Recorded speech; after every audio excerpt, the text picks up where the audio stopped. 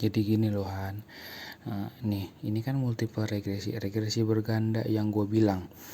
Nah, ini tuh tahapnya tuh ada 5. Di SPSS itu ada 5 doang nih. Udah. Nah, ini kalau udah lu kerjain 5 ini, nanti ini gue fotoin ya. Ini ntar semua ini gue fotoin. Lu udah ngerjain nih langkah-langkah ini, nanti muncul tuh hasilnya. Ada ini, satu. Ada tabel ini. Terus ntar ada tabel ini. Nih, ini. Ada beberapa banyak tabel, tapi tabel itu aja yang lo ambil. Nanti gue fotoin. Nah, di sini untuk uji R atau uji korelasi itu pakainya ini nih. Nah, ini buat adjusted. Ini nggak diminta sih sebenarnya, tapi yang diminta tuh ini.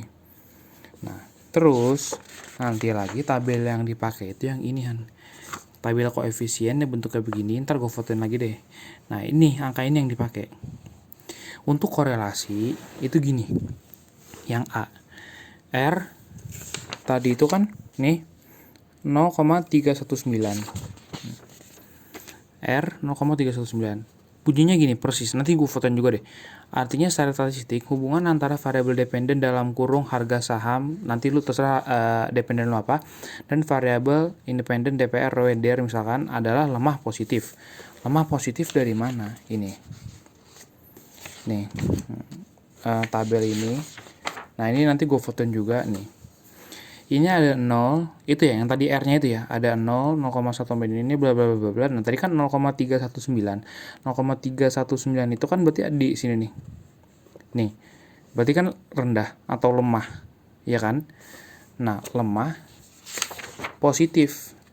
Ada lemah negatif, ada lemah positif. Kalau lemah positif itu kayak gini.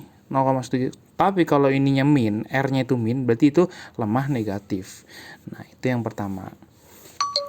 Yang kedua yang uji T ini, angka-angkanya itu gimana? Ini, nanti gue fotoin juga yang ini.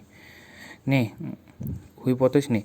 H0-nya itu, jadi di sini itu ada 3 bagian. Yang pertama hipotesis itu 2 ini, bunyinya. Bunyinya ini harus sama semua ya Han, ya, nggak boleh beda. Kalau beda soalnya salah. Nih, ini hipotesis. Yang ini hasil, ini kesimpulan. Nih. Nah, sekarang gini, uji T misalkan nih yang pertama itu 0,669. Berarti H0HA-nya itu gini, tidak terdapat pengaruh secara individual variabel independen DPR terhadap variabel dependen harga saham. Nah, ini kita uji satu-satu, nggak bisa lu langsung 3 sekaligus. Atau lu kan variabel tadi kan lu variabelnya kan 2 ya kalau nggak salah ya. 3. Itu nggak bisa 3-3 sekaligus, ini harus satu-satu emang. Jadi ntar lu buat ada 3 set ini gitu. Ini H0HA-nya. Kalau H0 itu yang tidak terdapat pengaruh, kalau HA itu yang terdapat pengaruh. Sisanya bunyinya sama. Ya. Nah, habis ini ada signifikansi. Patokannya itu selalu alfa. Alfa itu 0,05. Kalau misalkan dia lebih besar dari alfa, itu berarti H0 yang dipakai. Kalau misalkan dia lebih kecil dari dari alfa, berarti ini HA yang dipakai. Nah, ini 0,0669 itu kan lebih besar dari alfa. Lebih besar sama dengan ya. Kalau lebih besar itu harus sama dengan, nggak boleh nggak ada sama dengannya. Kalau lebih kecil ya lebih kecil aja. Nih, ini lebih besar sama dengan dari alfa. Berarti H0 tidak dapat ditolak, bukannya H0 dapat diterima ya. H0 tidak dapat ditolak. Berarti tidak terdapat pengaruh secara individual variabel dependen ini bla. Jadi lu kesimpulannya itu lu tulis ini H0 tidak dapat ditolak titik, terus lu salin yang ini hipotesis yang H0 gitu. Itu untuk uji T. Jadi ntar lu buat 3 set begini nih, karena lu kan variabel independennya kan ada 3 tuh. Udah. Nah, terus lu kesini untuk uji validitas. Nih, uji validitas reliabilitas. Uji validitas reliabilitas itu nanti gue fotoin juga langkah-langkahnya kalau lo mau. Nih, ada ini. Nih, uji validitas itu ada 3 macam nanti. Nih, ntar gue tunjukin tabel dulu deh. Sama, ini ada langkah-langkahnya juga. Ntar kalau misalkan lo udah ngikutin langkah-langkahnya itu, ntar muncul nih hasilnya itu ini. Nah, ini 3 tabel ini hasilnya ada. Ntar lo cari kok ada di hasilnya. Lo scroll aja. Itu 3, validitas itu 3. Yang pertama nih, Kaiser-Meyer-Olkin measure of sampling adequacy. Itu nilainya itu harus harus di atas Sebentaran. Nih, tuh. Kino measure of sampling adequacy itu harus lebih dari 0,5 baru dia datanya valid. Kalau misalkan 0,4 ini, hasil ini 0,4, itu hasilnya nggak valid. Itu yang pertama.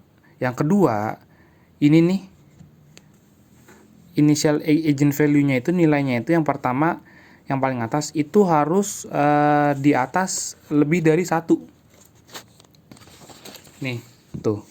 Nilai agent value-nya itu harus lebih dari 1, di atas 1, baru datanya valid.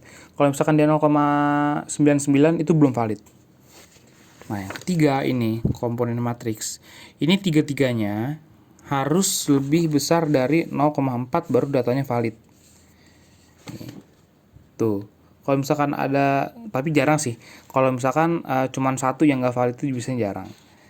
Nah, itu validitas kalau itu. Nah, kalau reliabilitas, sebentar, reliabilitas di mana ya? Oh, di sini. Nah, nih untuk reliabilitas nanti ini ada juga nih cara-caranya. Nih, kalau yang tadi validitas kan ada 3 tuh. Itu juga validitas lu satu-satu ya, satu-satu variabel, baik independen maupun dependen. Jadi kalau lu berarti 4 kali nguji lu kalau yang ini, yang tadi validitas. Kalau misalkan reliable juga sama, berarti lu 4 kali nguji, pokoknya di setiap variabel. Nah, kalau tadi validitas itu ada 3, yang ada agent value, ada yang tadi, ada yang 3 itu, ini tuh cuma satu. Nilai Cronbach's alpha yang tadi lu kasih tau ke gua, atau lu bisa ambil dari tabel yang udah ada di jurnal.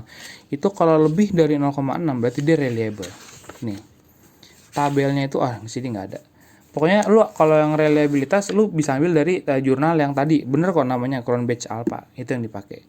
Gitu. Nanti ini gua fotoin caranya sama hasilnya bagaimana, sama gimana cara ngisinya dan kata-katanya harus sama persis. Kalau salah, kalau beda itu salah.